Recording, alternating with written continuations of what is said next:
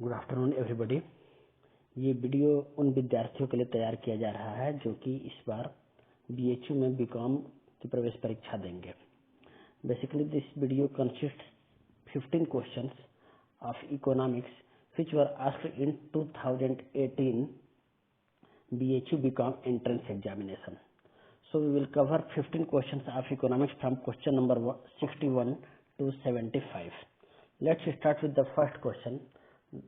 और पहला क्वेश्चन है कि which of the following statement related to perfect competition is not correct. Perfect competition के बारे में कौन सा स्टेटमेंट सही नहीं है। फर्स्ट ऑप्शन है the price elasticity of demand is infinity. ये करेक्ट ऑप्शन है। परफेक्ट कंपटीशन में डिमांड का horizontal line parallel to X axis होता है और इसलिए उसकी price elasticity of demand infinite होती है। A R is equal to M R भी होता है। दोनों कर्व एक दूसरे को ओवरलैप करते हैं। Buyers have perfect knowledge of market. बिल्कुल buyers and sellers both have perfect knowledge of the market.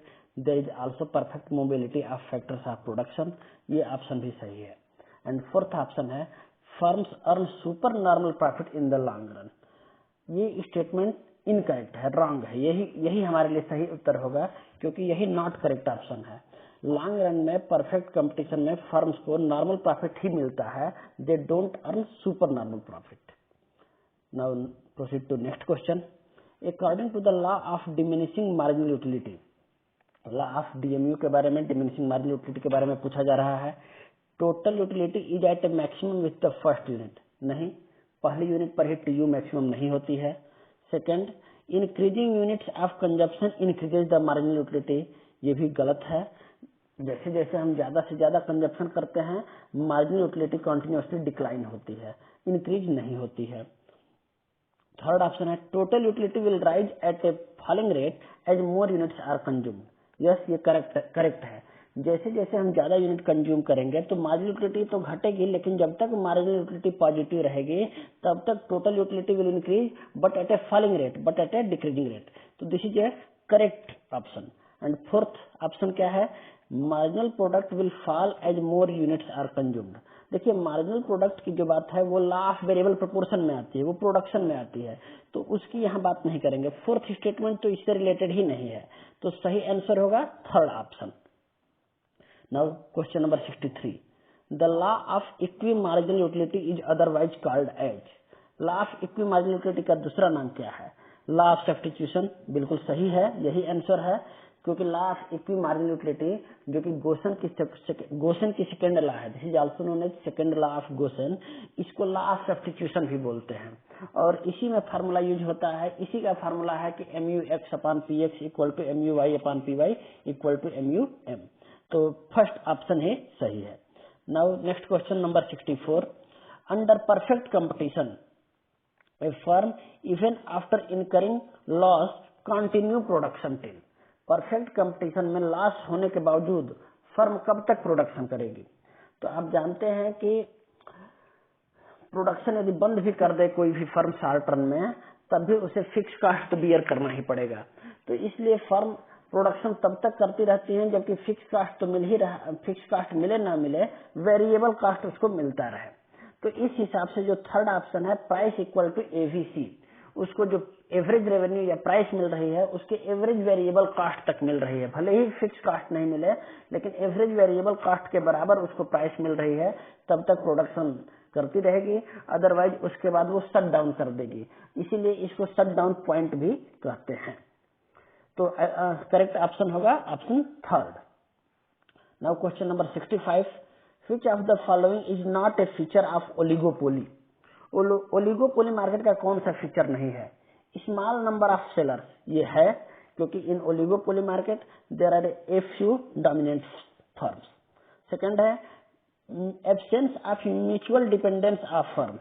तो परफेक्ट ओलिगोपोली मार्केट में फर्म्स तो एक्चुअली में एक दूसरे पर बहुत हाईली डिपेंडेंट होती हैं। They are not mutual, there is no absence of mutual dependence, rather they are highly independent, highly interdependent on each other. और थर्ड ऑप्शन है possibility of firm forming cartel. तो यस, ओलिगोपोली मार्केट में firms अपने profit को बढ़ाने के लिए, price वार को खत्म करने के लिए, आउटपुट और प्राइस को फिक्स करने के लिए एक फॉर्मल एग्रीमेंट में आती हैं, जिसको कि कार्टेल कहते हैं।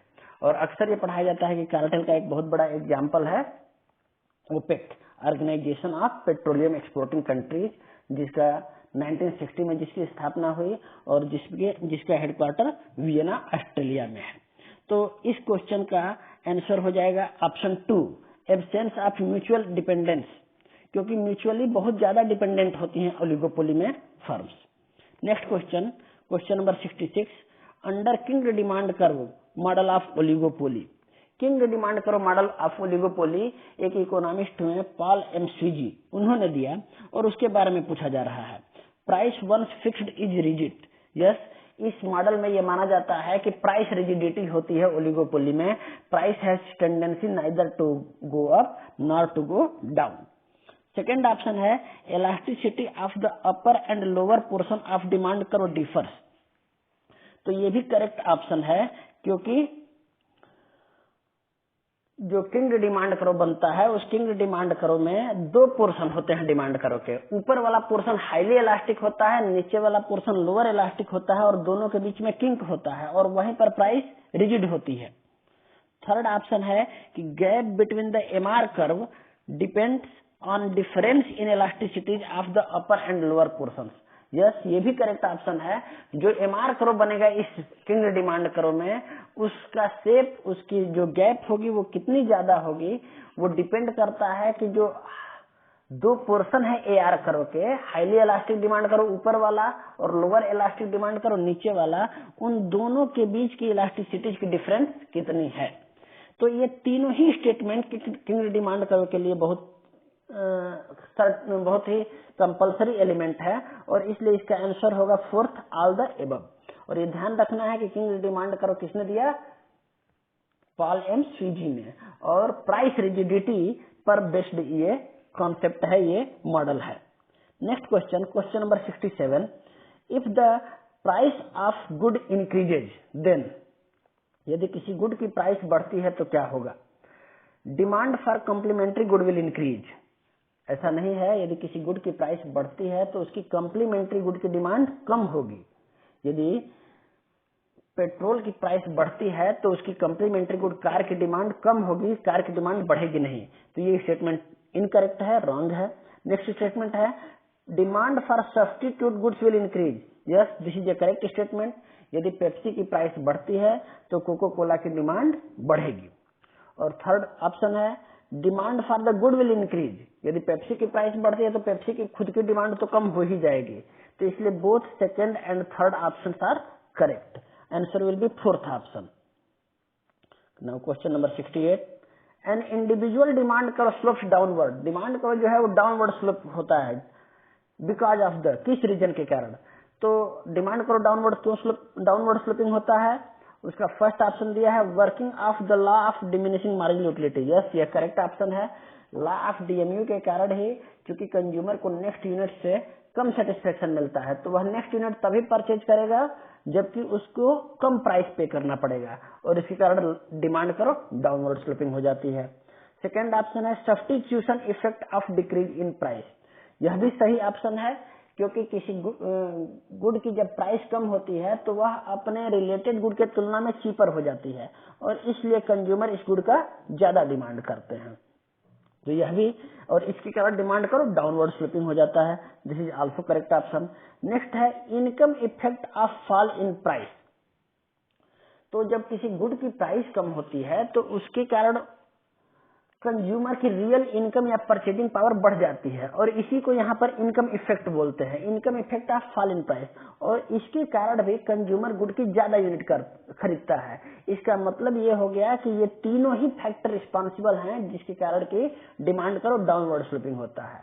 तो ये ऑल ऑफ द एबव हो जाएगा इसका आंसर। इसके अलावा इसमें यह भी कहा जाता है कि जब किसी गुड की प्राइस कम होती है तो डिमांड इसलिए बढ़ती है, डिमांड करो इसलिए डाउनवर्ड स्लोपिंग हो जाती है क्योंकि increase in the number of buyers हो जाता है।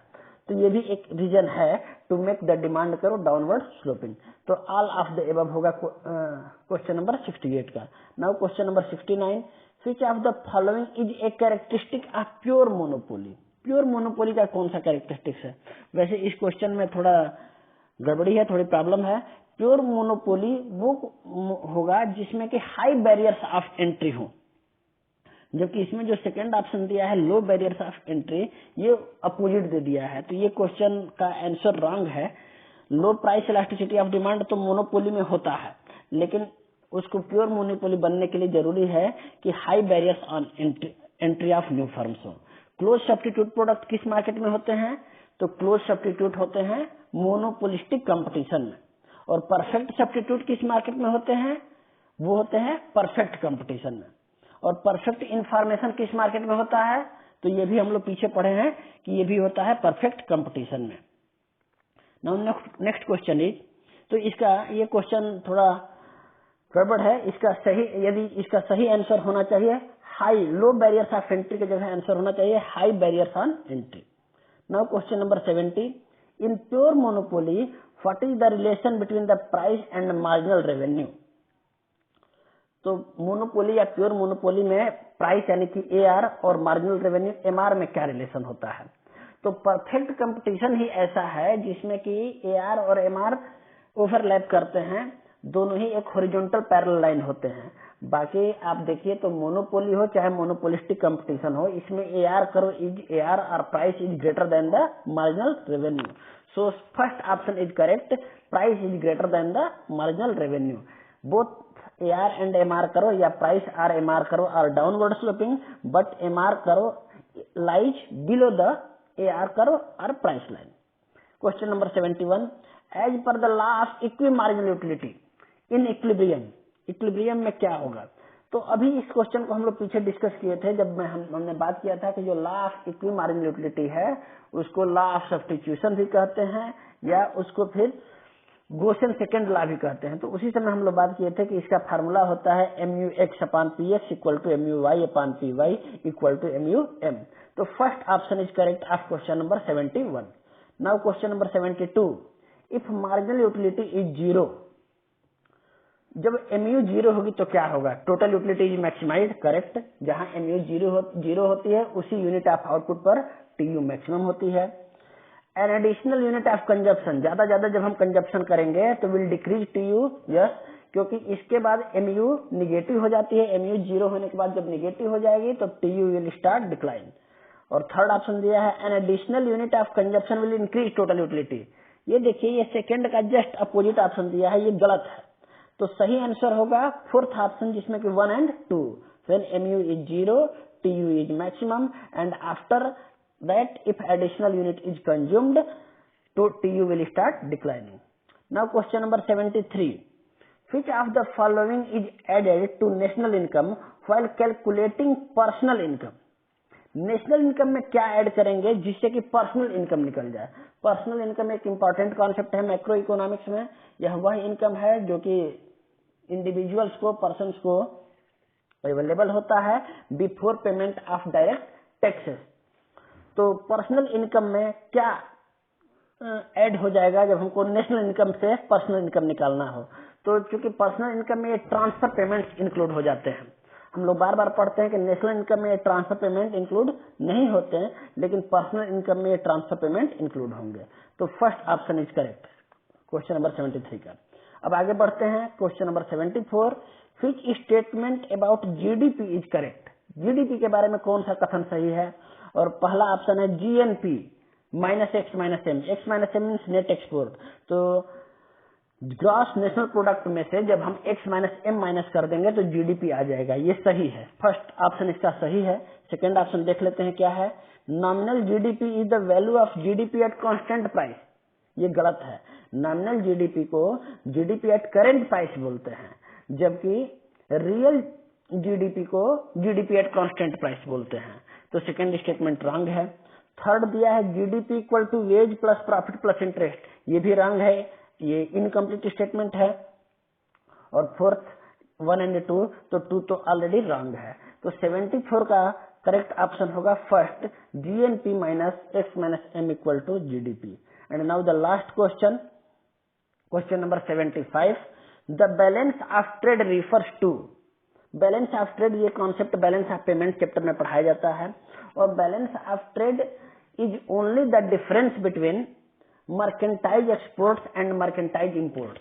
मर्केंटाइज एक्सपोर्ट जिसको गुड्स भी बोलते हैं, उसमें से जब हम मर्केंटाइज इंपोर्ट्स यानी कि इंपोर्ट्स ऑफ गुड्स को माइनस कर दें, या इन अदर वर्ड्स हम ये बोलें कि when export of visible item में से इंपोर्ट ऑफ विजिबल आइटम को माइनस कर देते हैं, तो जो वैल्यू आती है वही बैलेंस ऑफ ट्रेड कहलाती है। तो इस वीडियो में इतना ही, फिर नेक्स्ट वीडियो में हम और 15 क्वेश्चन करेंगे और इस तरह आपकी बीकॉम की तैयारी होती रहेगी। Thank you very much for watching this video. Thank you.